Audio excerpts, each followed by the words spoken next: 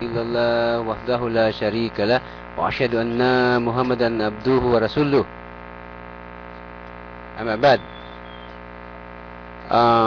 Sa atong mga igsuon, no, ang talang pasalamat pagdaig para lamang sa Allah, dalaygon siya, ug siya lamang ang among pangayuan sa tabang, sa pagkadautan sa among kalag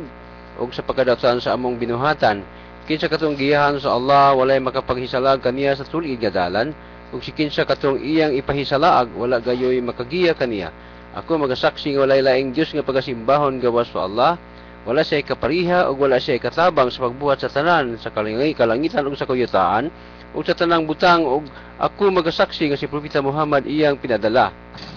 Hinaot nga ang kalina ug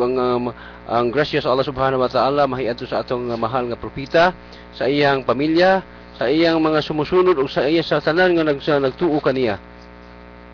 gihangtod sa katapusang adlaw. Mga igsuon na ani kita karon dinhi uban sa atong igsuon si Brother Rashid Ridula, no, kasagaran nato siyang kauban sa atong daawa sa Regio, ug atong unang pagpasalamat ang atong mga igsuon nga naghatag og kining niyang tabang ni atong programa karon nga kini hangtod karon mabuhi nga magpadayon ang atong